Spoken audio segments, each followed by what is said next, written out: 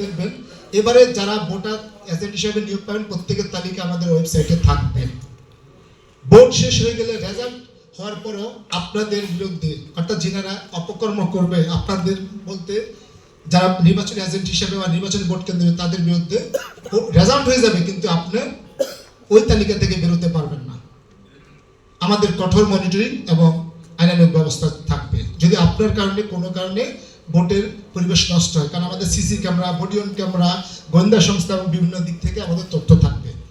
আবার আমি জেলা প্রশাসক হিসেবে আপনাদেরকে আমার নাম্বার দিয়ে দিছি না, এর অর্থ হলো আমাদের সৎসাহস রয়েছে, প্রস্তুতি রয়েছে আপনার যে কোনো প্রয়োজনে সহযোগিতা করার জন্য, কিন্তু সেই সহযোগিতা যেন সুন্দরভাবে হয়।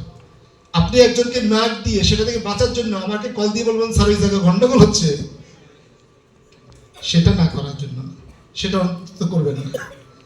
আমরা সবাই শপথ গ্রহণ করি আগামী নির্বাচনটা শুধুমাত্র আপনার দলের জন্য নয়, আপনার প্রার্থীর জন্য নয়, আপনার এলাকার জন্য শুধু নয়, এটা পুরো বাংলাদেশের জন্য শতাব্দী সুন্দর নির্বাচন হবে, যে নির্বাচনের মাধ্যমে আমরা আগামী প্রজন্মকে নতুন বাংলাদেশ দিতে পারবো। এখনো 4-5 দিন রয়েছে আমাদের বাকি। আপনাদের যে কোনো বিষয় যদি ব্যবস্থা আছে